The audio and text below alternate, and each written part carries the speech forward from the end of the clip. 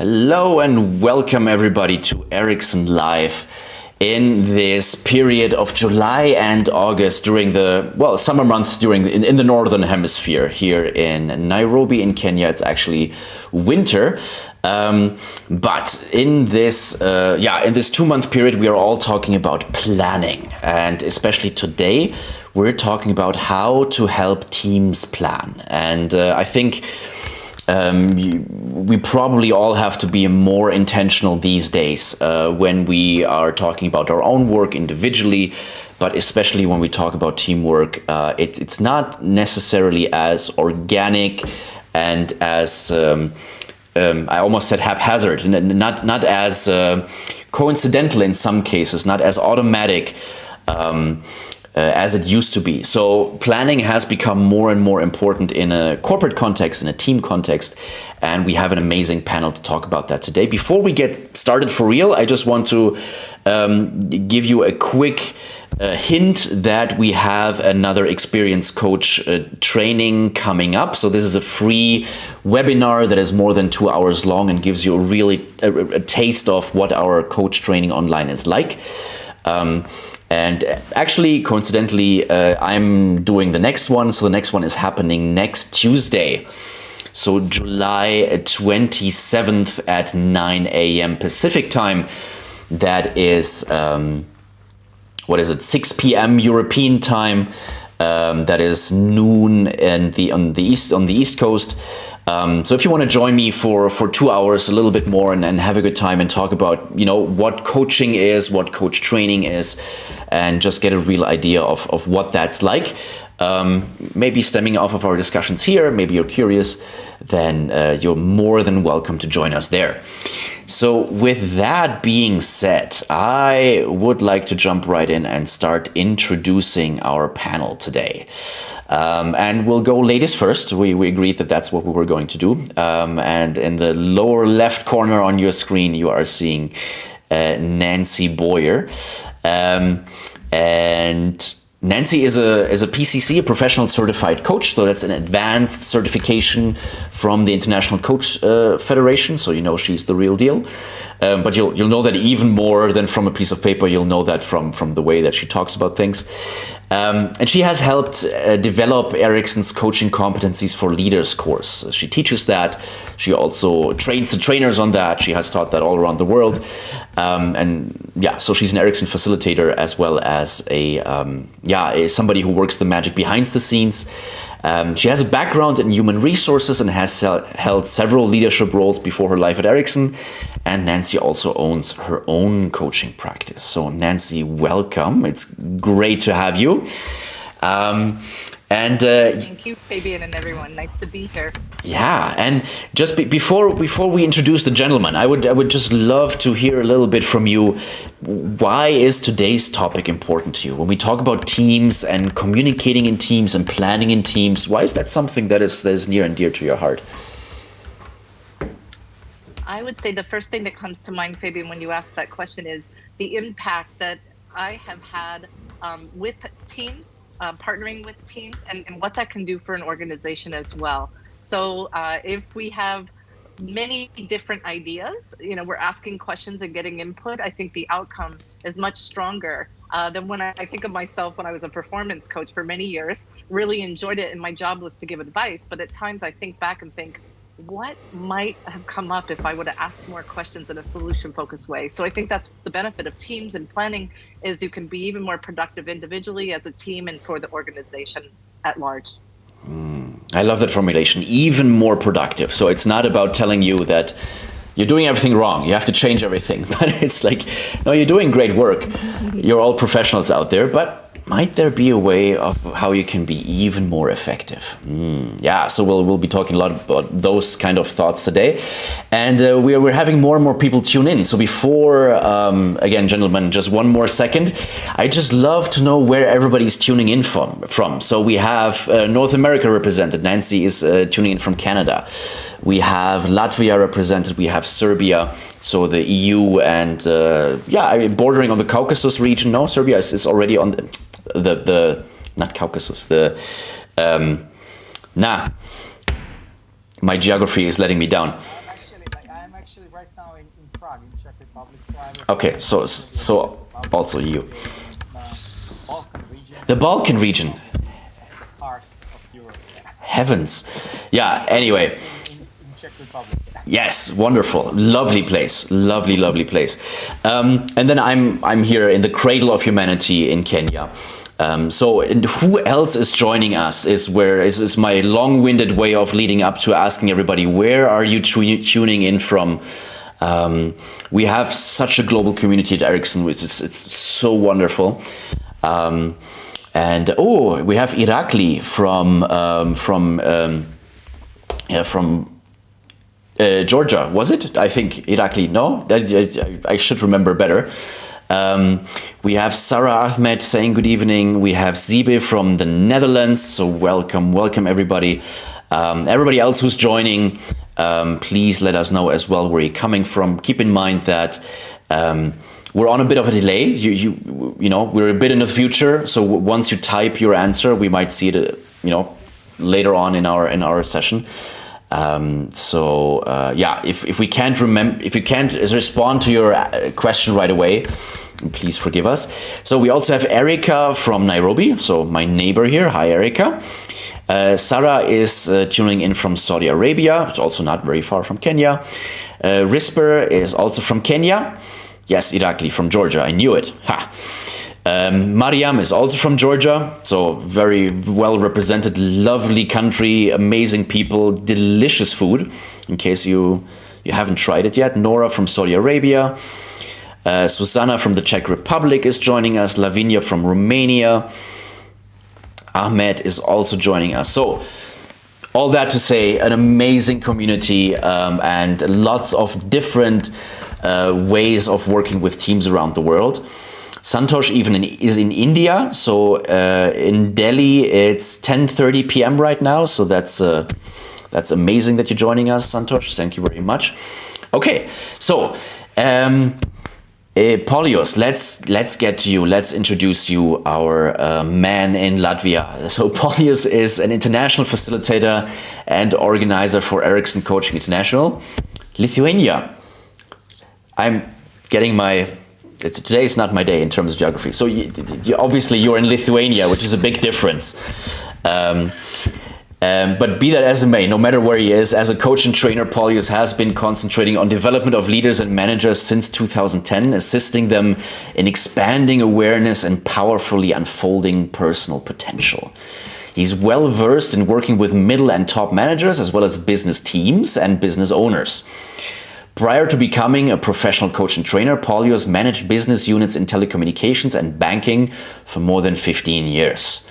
His vast experience in sales, customer care, management, negotiations, and effective communications, in combination with a solution-focused approach, serves as a strong basis for transformational experiences with clients. Paulius is passionate about bringing depth, novelty, clarity, and joy into his client's experience. He is also known for his ability to integrate seemingly disparate fields of knowledge, facilitate discovery of deeper meaning, and connect it to personal experience of the client. Paulius is fluent in Lithuanian, Russian, and English, and delivers training in all three languages. And on top of that, Paulius holds a PCC credential as well, and is currently serving as a co-leader of the ICF team and group coaching community of practice. So we definitely have the right man for today.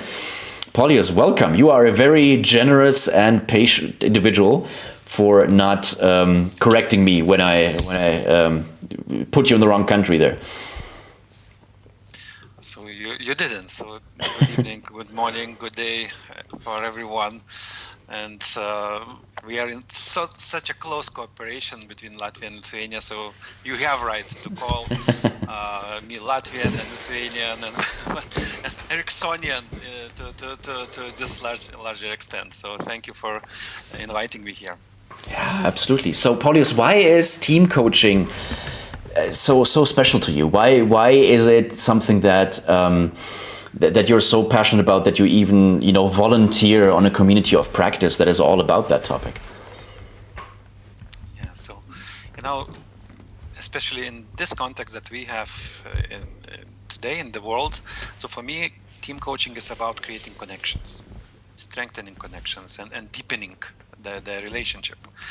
And this is my big belief, and then I feel it's a part of my mission to bring this solution-focused thinking into organizations. And organizations are teams of teams. So that's about human connection, depth, and having joy, not only work. Yes, with good results. With good results. Wow, yeah, that's a big shift for a lot of people, I bet. Joy in work, how dare you? And companies actually as teams of teams, not just as big amorphous organisms, but actually run by people in a way. Amazing, yeah. And then finally, Pedja.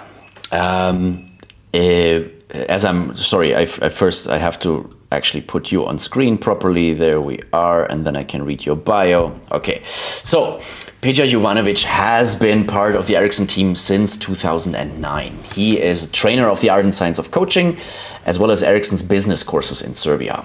As an NLP master trainer, he holds NLP practitioner, master practitioner, as well as the certification for NLP trainers.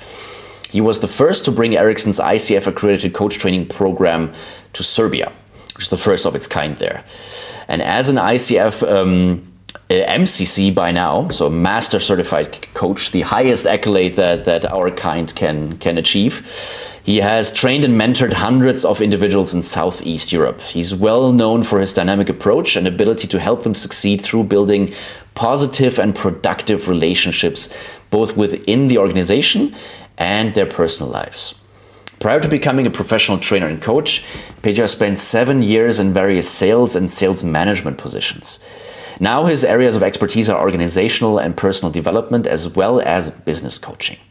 Through his experience and skills, he's able to quickly identify what and how to move to the next level of development and to support exceptional individuals in transforming their lives. As a managing director of Atria Group, Pedja has the unique opportunity of leading different projects within changing corporate and team cultures while delivering a large number of coach training programs. And as a Master of Science in Electrical Engineering, he believes that his technical background gives him structure, persistence, and flexibility, which he considers the most important components of his work. All right, Pedja, welcome. We're glad to have you. Thank you. Well, when I heard my bio, I was really surprised. Is this me, or with all these years being involved in different things? Wow, it sounds really good. Yeah, no, I mean, definitely. So, go for it. Yeah, I mean, I just wanted to add what Nancy and Paulius said. Paulius said that organizations are teams, and really, in this time when things are changing so fast, I mean, teams are the basic unit that we can work on. I mean, we cannot work on organizational level so easy as we can do when things are normal, if we can call them normal. And things are changing. We're now, we were in lockdown, then we are free, then lockdown again, then free again, then lockdown, and people want to go back, and then they don't want to go back. Then you want to force them go online, and now they don't want to go back in the office. So it's kind of a mess. And all these things, are disturbing the whole organization, but we cannot work on the whole organization at the same time. We can work on individual and on team level, and that's it. Ideally, we should look on individual level, but it's not realistic that the organization will invest so much time and energy, and that people are ready to really combine achieving business results and having programs on personal development. But when we talk about team as whole, this is something that is really both realistic, needed, and possible. Yeah. So and that's why this topic is really relevant. Realistic, needed, and possible. Yeah. So there's a need, there's a pain point, and there's also opportunity to change something, to actually move the needle. Very nice. So, everybody out there in the audience, what questions do you have for this amazing panel? Maybe you have already, I see quite a few alumni, I see quite a few people who have already been, have become almost part of the stream family. Thank you so much for always being here. So if you already have a coaching background and you're interested in team coaching, what might be your questions and how to get start with team coaching, or kind of what some of the major differences are between individual coaching and team coaching? You have some amazing experience here in the room, so make use of it. Tamuna is saying hi, by the way. Tamuna is our partner in Georgia. Wonderful, wonderful lady and great facilitator. They have an amazing space in Georgia, physical space, something that I'm thinking very fondly of these days. So when we're talking about kind of how to help teams plan together, something that immediately comes to my head, just logical levels, is why do we want to help teams plan together? So why do we want to help? There's several segments to this, right? Like, why do we want to help teams plan as opposed to kind of helping all individuals plan? And then why plan at all? With what Pedja just said, like, it's a mess. It's going back and forth and everything's changing all the time. Why do we even plan at all anymore? Why don't we just wing it?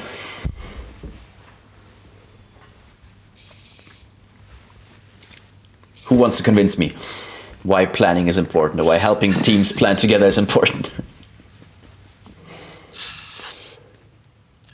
Well, I can kick it off if you'd like. Sure, yeah, go for it. So to me, teams that plan together stay together.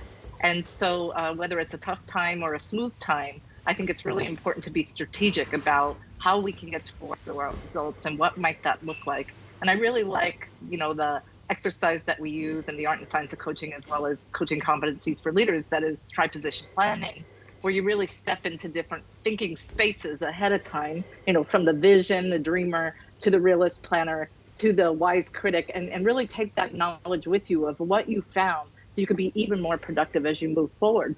And I think that's important to think ahead, because what I see teams doing, and this could be my HR background coming into play here, but I wish we would have comes up a lot, or maybe we always have done what, we do it because we've always done it. And so to avoid that, to think of risks and consequences as well as benefits, I think it's important to plan in any circumstance and then do what we call in coaching dancing in the moment, knowing that it might not always stay the same, but at least you had some insights and grew from it and learned from what you put into place. So I think that's the main reason, Fabian, of why plan, even in trying times, if you will. Who wants to build off of that? If I may add on that, what I think why we help teams planning is in order to help them align, especially continuing the thought of Pedja. Yes, it's not clear where we are, who we are, and where to look, what direction to look.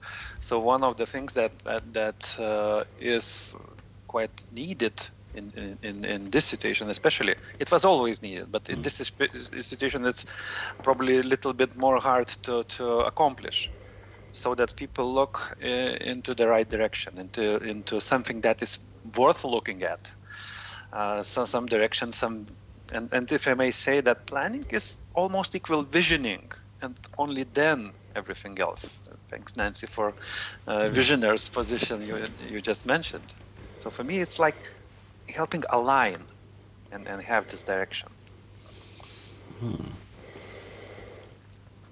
Pedja, what would you say? What would you have to add? Yeah, well, I would start from really like the basics, like survival, because we are in the world is in survival mode. So why organizations are here, like to create the profit, to honor the capital. Dot. That's the end of the story. And after that, like if organization will not, ideally organization shouldn't have humans. Because the owners of the capital just buy machines create more capital, and they just don't need to bother with us. However, so far humans are needed, and organizations without humans simply do not exist. So for me, planning is important for two reasons. So keep teams being high performing and doing their best in critical times. I mean, sometimes we will meet our targets. Some are seeing that there is an active engagement of all relevant stakeholders or team leaders or influencers, and that there is an energy that is put in terms of creating that we put an energy to try to achieve those results, then there is a big probability that even if we don't achieve them, there will not be disappointments. And like emotion will be there, and people are connected around the emotion. So kind of, we do our best. We plan to win, but like even if we don't win, we learn something out of it. So like that's the thing. Either we win or we learn, and we are active in this game. And then there is a bigger probability that the energy and the team culture and the emotions are higher. And even if some people are leaving, which is normal, new people who are coming to this team, they are coming in this energy that is already in this let's do it mode, which is in times like this, maybe it's good to have when things are changing so often. Yeah. So, Pedja, you're being greeted here. Lauren says, "Hi, Pedja. I have not seen you since Berlin." So there must be a nice story behind that. Yeah, so I'm hearing aim for the moon so that you land on top of the mountain. I'm hearing maintaining a certain institutional maturity and institutional knowledge by having a strategy that outlives the individuals that work on the strategy, that kind of are paying it forward and are providing a consistency, a through line.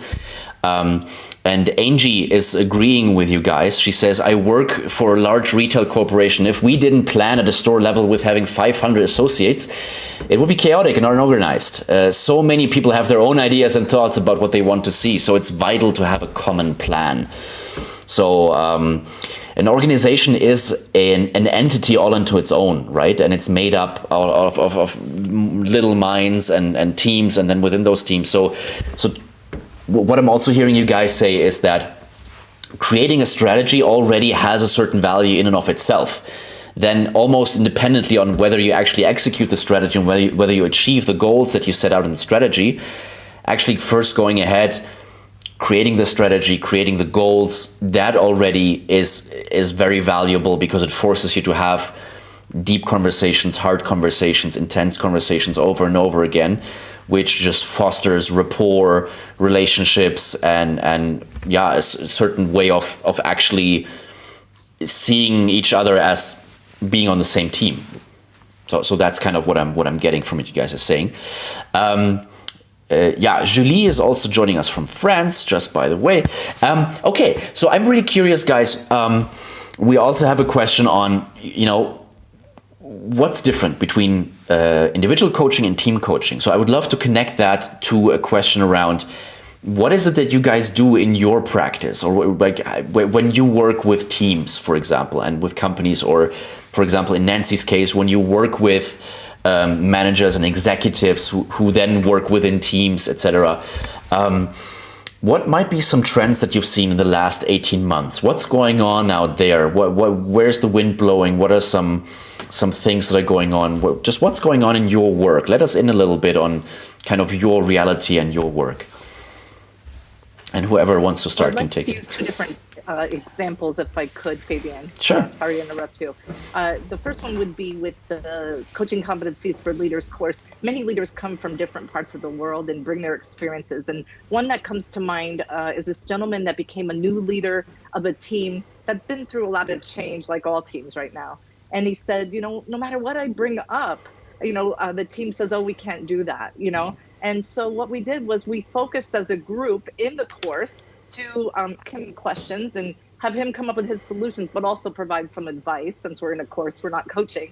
And what we found is that even if he could ask them, what part of this change could you be a part of, or what part of this change could you accept? He began to see a change in his team, and they were more open to that than thinking of the whole thing all at once. We broke it down into segments, or he broke it down into segments with his team, and that was quite effective. So I'm hearing a lot from different teams, reorganization or structure changes that are coming up, and virtually, having your team from afar, and how do you keep them engaged? Those are topics that come up quite frequently.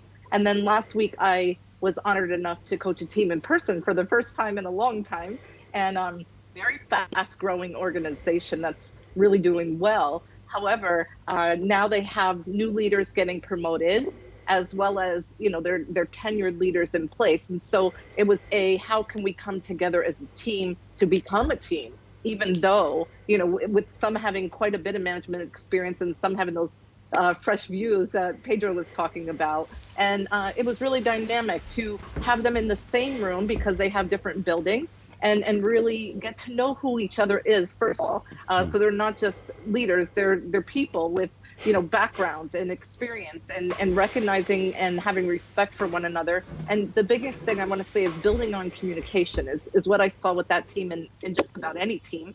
First of all, I would invite you to think that it's not just your team that's experiencing it, because sometimes in my strategic management role, where I'm working with large corporations to see what they need, they feel like it's just them, and it's not. It's many organizations having the same challenges, the same strengths. And so I like this come together and share ideas, and really expand and put some of the practices in place that can make them more effective. But I think it starts with coaching and effective communication, for sure.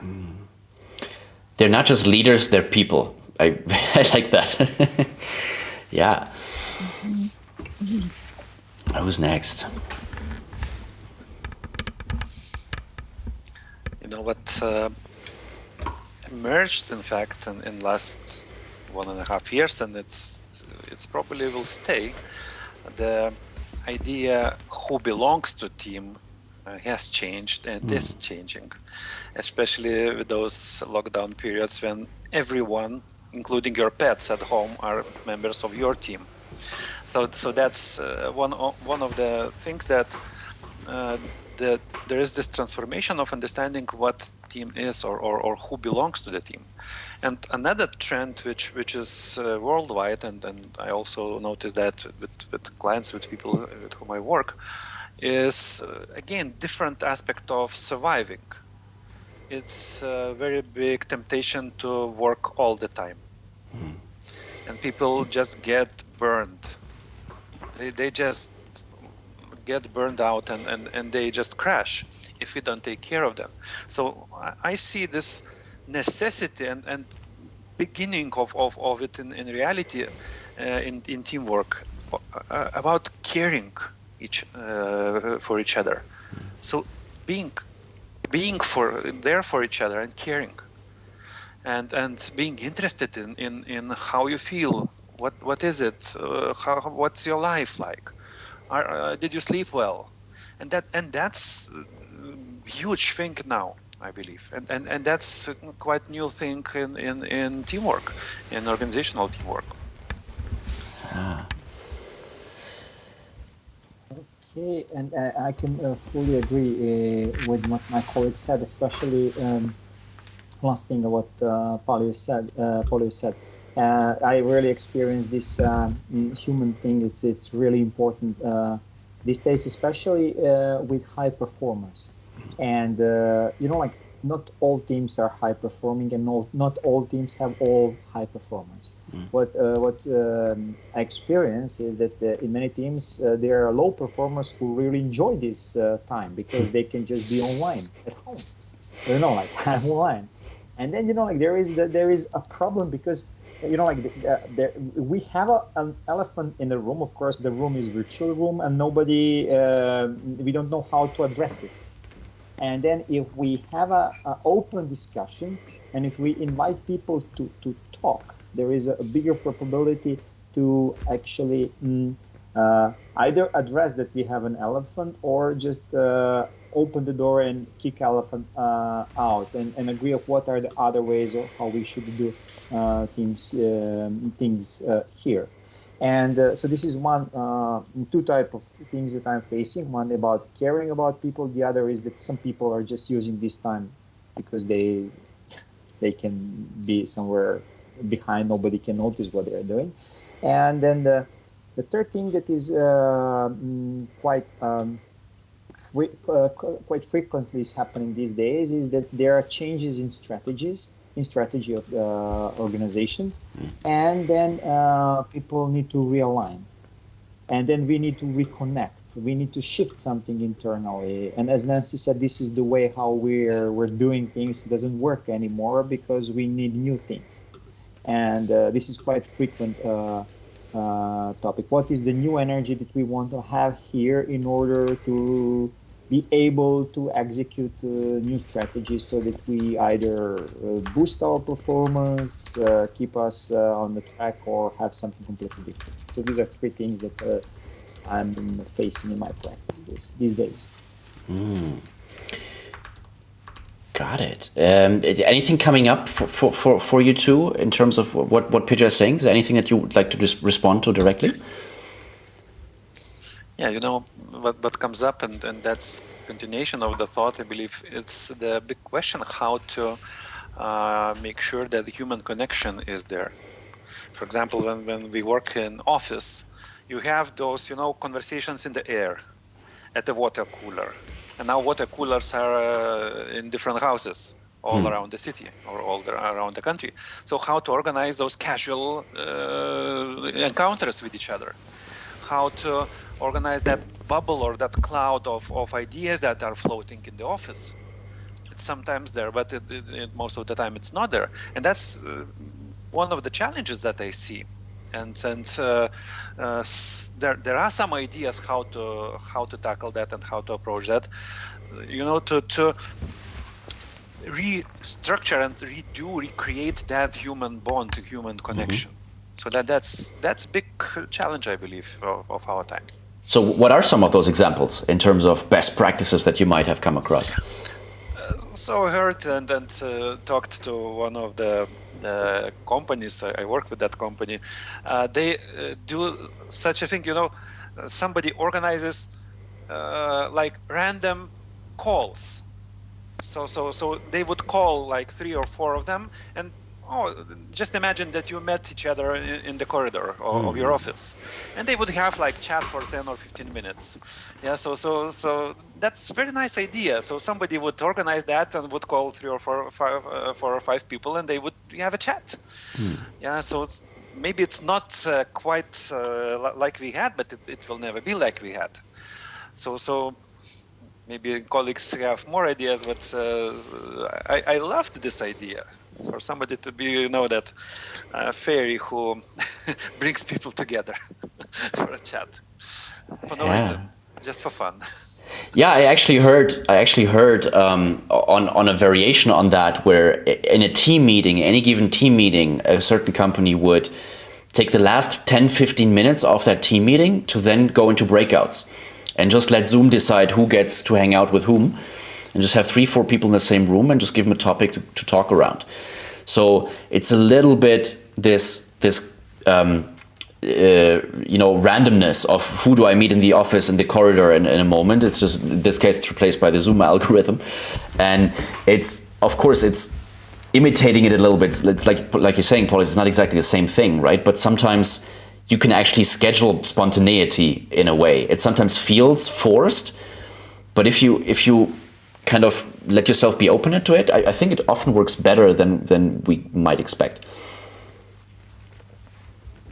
Absolutely. Any other best practices, any other ideas on how to establish this connection, this like bond, this rapport between team members over the ether? Oh, go ahead. Yes, please. Yes, please, Nancy. I was just going to say, anything you can do. I like your team building ideas, and maybe even put them in the breakouts and not have a topic.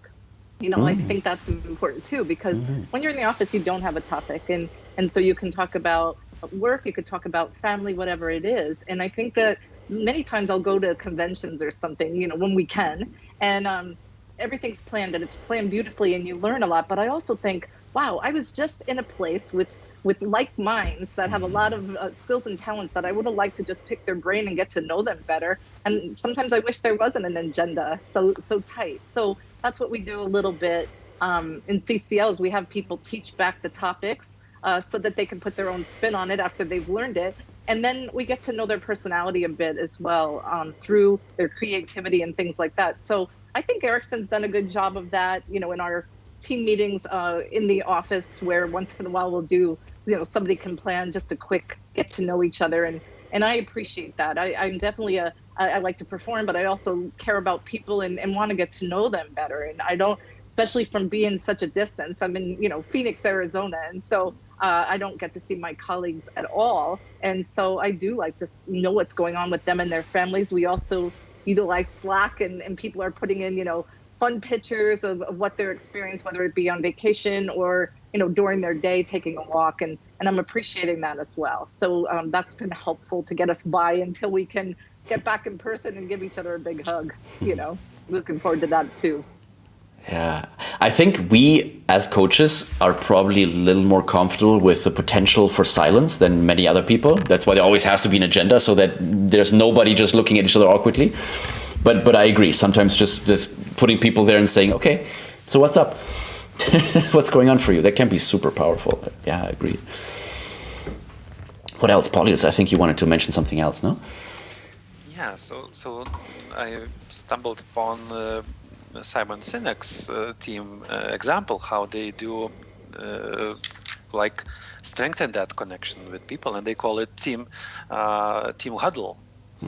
So they deliberately meet each other on regular basis, and they give time, space, and full attention of the rest of the team for a particular person, and you can talk about whatever you want, whatever is on your mind, whatever is on your heart, and everybody is putting 100% attention and listening to you. No comment, no judgment, no nothing, just being there for you. And that's we tried it with several teams already also, and that what is very interesting, what we noticed, and that was one of the aims of trying out this idea. We noticed that this feeling comes there as if you were together in one physical room. When people are just attentive, just being just sitting here and listening for you, not to you, but for you, and you get that feeling. Yeah, so that's very interesting. That's I believe is one of those good practices where you can deliberately keep and develop human bond in different settings, be it virtual or be it physical. Yeah, I agree. I can add on this that the power of positive feedback is today really, really important to hear online.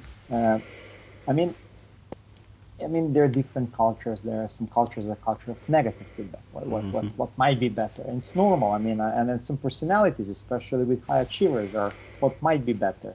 But if we are disconnected physically, then it's really important. No matter if I want to know what might be better in my work, that still you don't give me the thing that I want. Give me positive feedback about things, even if we fail or we didn't achieve this result, but just put a special attention on what was good. I'm not saying that the losers we should turn into wins. This is it. The fact is fact. We lost. We didn't achieve or whatever, or we achieved it. But just to put a focus, more focus on positive feedback and then do it on daily basis.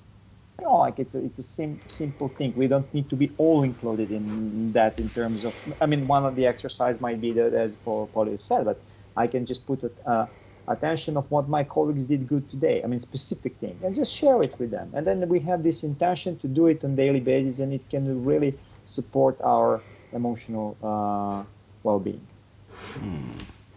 Yeah, thank you for that. That sounds really nice. Laura is also contributing. At my office, we organized a virtual game show where the big team was supposed to guess who a statement or picture is about. So, for example, whose favorite shoes are these? That's a really, really nice idea, I think. Yeah, and all of these, I think it's important to just point out that this is not, because we want to be good people and because we want to be nice or because we, I don't know, believe in Mother Earth or what have you, but it's because it works, because it makes work better, because it makes people perform better, because it brings better results, right? It's not an either or. It's not an being nice to people or being successful. I think now more than ever, you are actually successful by being able to meet people where they're at and by being able to authentically lead people without fear, because that's really hard to do through a Zoom camera. So it's really about convincing people that what they're doing is something meaningful, it's something that is in their own interest, and it's something that fits into their lives. At least that's my closely held belief. I think that's not opposites, being successful and being a decent human being and a good leader. So that's just important for me to highlight that.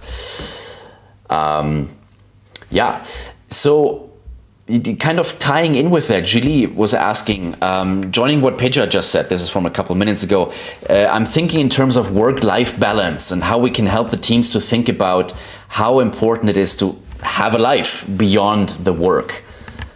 So encouraging people to also shut off, encouraging people to have times where they can't be reached.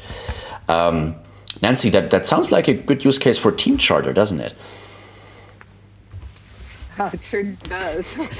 So team charters, for those of you that haven't used them, is where you come together as a team and you set expectations and what are your goals, what is your value, what's your vision as a team, and what might happen if somebody is not pulling their load, what might be, I hate to use the word consequence, but what might be the consequence there, and the team decides. So it's easier to have conversations afterwards.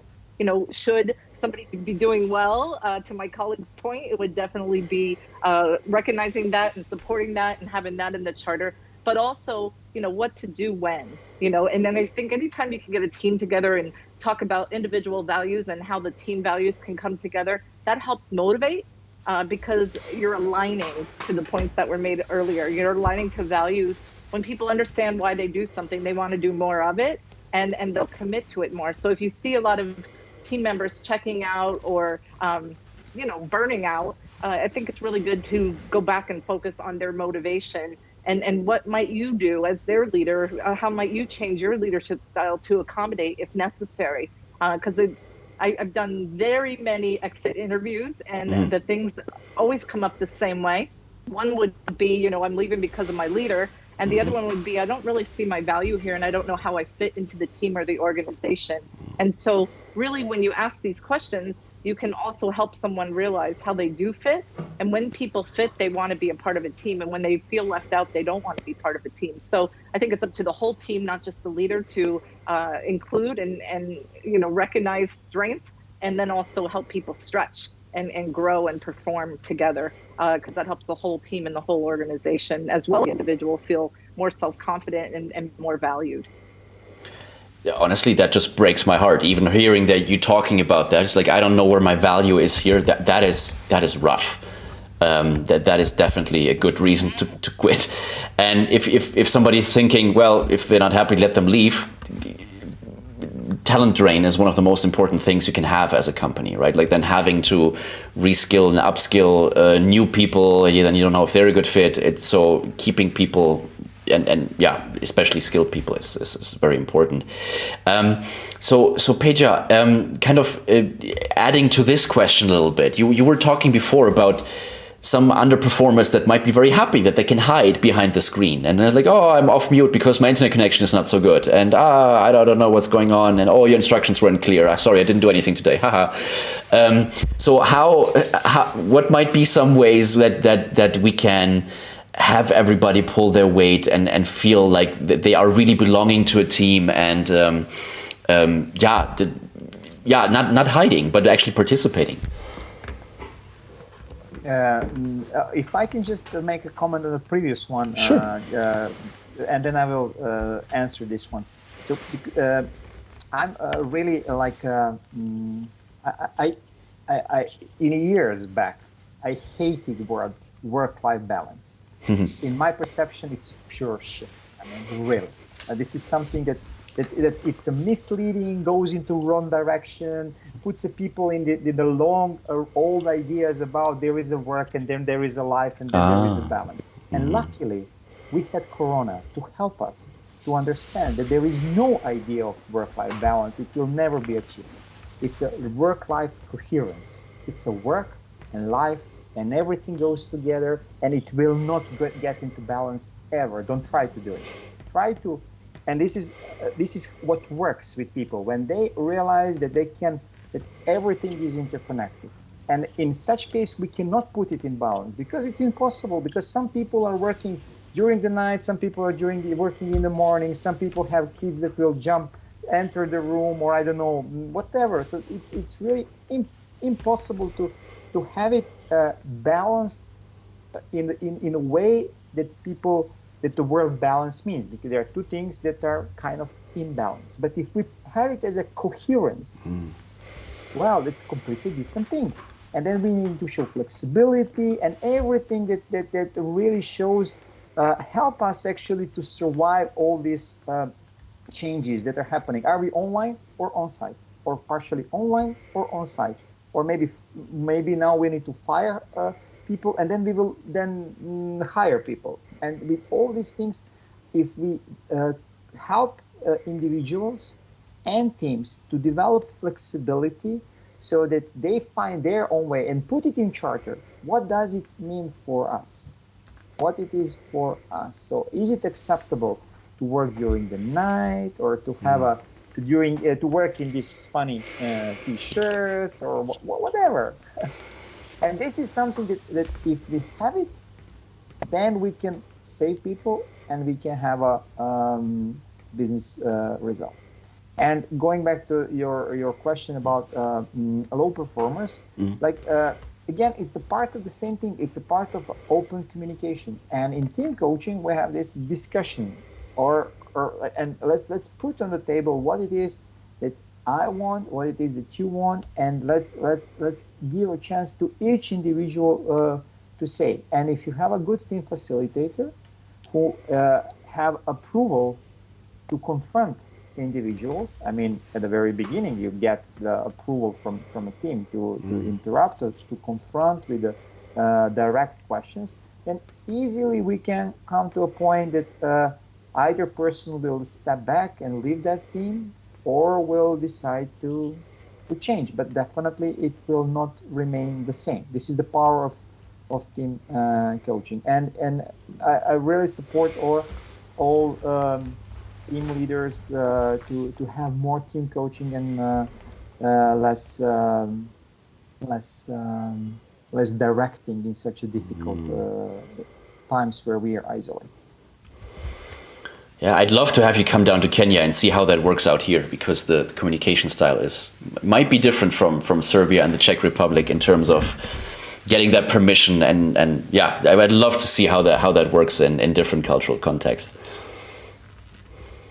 Well, we have this spiral dynamics that can help us a lot, and like different teams are on different levels, so we can just adapt to the level of their cultural norms. And the concept is the same, but the way of interaction is definitely different. That's module 3, everybody. If you're interested in taking the art and science of coaching, that's everybody's favorite module. It also has the spiral dynamics. Cool. So we're already coming up towards kind of our landing strip here. I just want to encourage everybody to get in some more questions if you have them, so that we have some more time to answer them. And I have one one more from Julie. That is kind of inspiring a question from me. So she's making a statement, but it's kind of inspiring a question to me. So she's saying positive intelligence, I believe, is going to be so important post-COVID, and enabling each member of the team to become aware of their saboteurs, or gremlins, how we might say it, and how it is affecting their communication within the team. So the question that's bringing up for me is kind of knowing the saboteurs, or knowing more about each other. in how far do you guys believe in or work with personality assessments or like Strength Finder or something like that in order to facilitate team communication and kind of get people into thinking and seeing each other from the other's perspective, etc.? What do you think about that? Maybe Paulius, because we have had you in the kind of waiting for a little bit. You know, I wanted to continue a little bit from what Pedja said about life alignment. Yes, and continue that into personalities alignment. Because I am on the same page as Pedja. I always thought that life-work balance is something not human. We live. If we don't live at work, it's not good work. Yeah. So we want to live, and we want to live every single moment of our lives. Yeah. So, and then it's more about alignment. It's more about coherence, as you said, and it's about finding ways to be in the moment.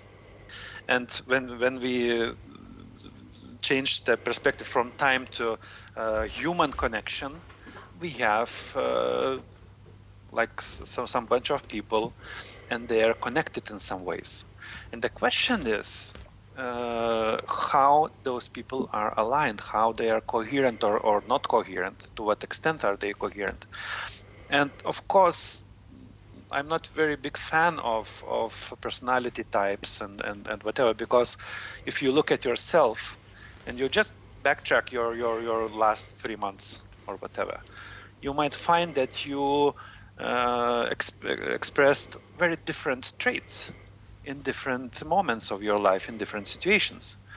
And some of those were like more comfortable for you or more natural for you, and some of them were less natural. But like one of my teachers used to say, you can express any trait that you want, just for different amount of time. As if you are diving with scuba diver, diving with this air tank.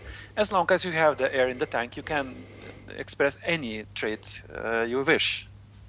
But then you will have to surface, and then you will have to be yourself. So that's I would pose this question, not exactly what are those personality types, but how they fit together, how people align together. And there are dozens and dozens and hundreds of ways for people to align. And that's the question, and that's the approach of coaching, which is very helpful here. How to find unique combination, unique coherence between those people who are there. So that would be my focus point on that topic. Got it. Thank you. And Pedja, you seemed you lit up at the question. You gave me a thumbs up. What's your intake on this?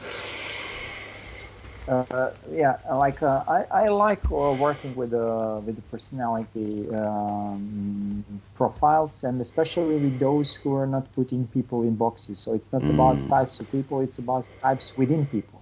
So if you have a tool that can help you to actually get the distribution within a human being of different traits, as Paulius said, and we have a team, then what we can get is team distribution, and it can shows.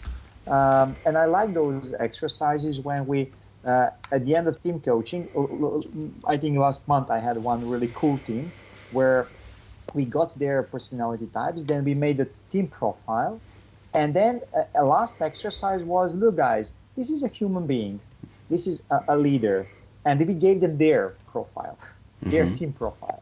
I said, okay, please tell us, what are the strengths of this leader? What are the weaknesses of this leader? What are the situations that can put this leader into distress? In what way, what are leadership styles? And then they gave feedback to themselves. And when we told them, guys, this guy, this is actually your avatar, they were like, oh my God. And this was the beginning of transformation for them individually and them as a team. So it depends what tool you use, and as long as you don't put people in boxes for me, it's okay. So I don't like this type or that type. It's types within a human being, and all types are within us.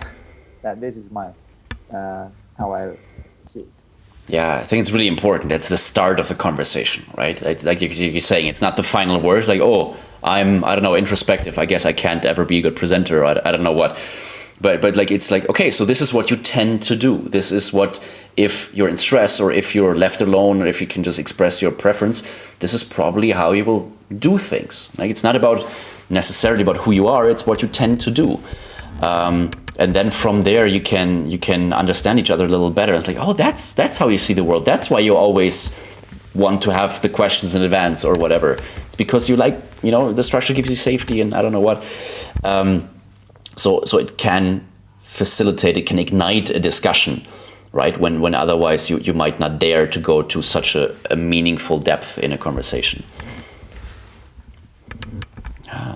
Nancy, what do you think? Yeah, and if I could add, Fabian, a couple things. Work-life balance to me is super important because I know how much I work, and work is a part of my life, but so is my family, and I work so that I can provide and enjoy my family when those opportunities arise. So I just wanted to put that out there too, that there's many people that build it right in, and there's other people that need to structure it in. And I think whatever's best for you and your team, know that and have the flexibility around that, because you're going to get a better performer when someone is happy and meeting all of their values than if one is not. And then the other thing I would say is I've seen some great profiles. I really like Ken Blanchard's leadership action profile. It's like a 360, and I have mixed feelings on 360s because if people are honest on them, I really welcome them. If people are just finding opportunities to give someone feedback they haven't provided, in a direct way, I question that. But this one I really like. I like it because when I taught situational leadership, I was able to have the leader digest it and then coach them around what action would they take based on the feedback that they got. And I found that to be very productive. And then I definitely agree with my colleagues that it's the whole person. It's good to know communication style or anything like that, whether a disc or whatever brings to the table, but keep the whole person in mind. And we can learn and we can grow from them for sure. However, it doesn't define who a person is. Yeah, that's the thing, right? Again, we talked about that. Yeah, if we're naming names, I'm a big fan of the Gallup Strengths Finder because I think it does exactly that. Like it says so much data that validates it, and it's really about what are you naturally good at versus what is something that you're kind of forcing yourself to do and you've taught yourself to do. And if like all the masks come down, it's really not where you're automatically leaning. Yeah. Wow, great discussion, guys. Time flew by as always. So as we're wrapping up, I would love to get your take on, what is something that you'd like to leave people with? Teams, like we said, teams are really important. A lot of people spend more time with their teams than they do with their families, right? So you have to be really deliberate. You have to be really intentional around how you communicate, how you work with teams, or at least you don't have to do anything, but it helps. Like it helps make for a much more harmonious work environment. So as we're wrapping up here, what is one thing that you either want to emphasize of the things that we discussed, or what's one point that you had, up your sleeve and you've been burning to kind of really to say it and you haven't gotten the chance yet? Pedja, why don't we start with you?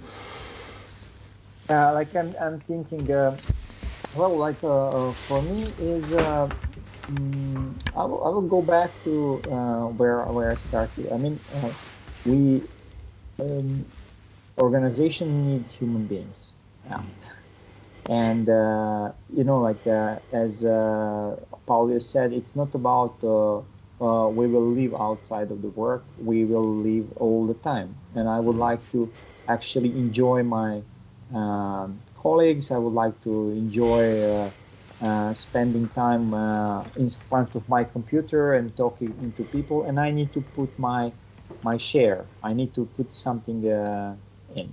So if I'm part of a team, I would like to have a clarity about what it is that I'm bringing to this team and what it is that I'm expecting from this team. And ideally, if we if we are open to hear, and if we are open to say, it's a good starting point to have enjoyable these 8, 9, 10, even more hours a day that we interact with other human beings. And ideally, we should create some result as well. That's my. That'd be nice. Try to start. It will start from yourself. Got it. Thank you, Pedja. Paulius, do you want to go next? So, coming back to the name of our conversation, is helping plan. Yeah. So my emphasis or my wish is, let's just plan not only for the result, but let's plan for connection. Let's do connection deliberately, in a planned, in an anticipated way, and that's, I believe, is extremely important in this period in global life. Connection. Got it. Thank you. And Nancy. Well, I just want to thank Fabian, Paulius, and Pedja. I'm really honoring this team that we do have across the globe, and we don't get to work together as much as I'd like, which I think is a good thing to take away. Is there's great strength and opportunities here, right? Even with us and all those that are listening, and I'd love to share that connection more right here as well as with others. I know we're all busy, but I couldn't agree more with what was shared today, and I just appreciate the team that we have globally and the family and community that we have as an Erickson team as well. Quite dynamic, and I'm glad to be a part of it. And the biggest thing that I would agree with is connection. Connection will bring performance. Connection, commitment, and everybody pulling their weight and working together and being open to possibilities and opportunities. And the team can get there if you really trust and believe in one another. It can be done. Yeah, I'm inspired now. Thank you, Nancy. I'm inspired now. We should have an Erickson game night. We should totally make that happen. Yeah. Yeah, I have some ideas already. Yeah, all right. So everybody, thank you very much. Hey, if you got some value from this, what value have you created by investing in yourself and being part of this conversation? What are you taking away that might be actionable? What is something that you want to try? Let us know. And if you see the recording, still ask some questions, and we'll get them answered. You can continue this discussion in the chat on the various different platforms that we're on. So this doesn't have to be the end of it. This can be also the starting point, or just another milestone in our ever evolving consciousness and awareness around what works around teams and in organizations, etc. So just one more quick reminder that another experience coach training webinar is coming up the coming Tuesday, which is July 27th. At 9 a.m. Pacific time. Again, that's noon Eastern time and 7 p.m. European time, Central European time. I will actually be the facilitator, so we'll spend a great 2 hours plus together just talking about what coaching is, what coach training is like, getting all of your questions answered. So yeah, it's good fun. And just, if you can stomach another online meeting, and I promise I'll make it a little different than your run-of-the-mill online meeting, and definitely different than your run-of-the-mill webinar, then come hang out and we'll have a good time. All right, everybody, thank you so much. I really appreciate your time. We have to do this again sometime, and all the best, and take care. Take care. Take care. Bye. And of course, how could I forget? Keep changing the world one conversation at a time. Bye-bye.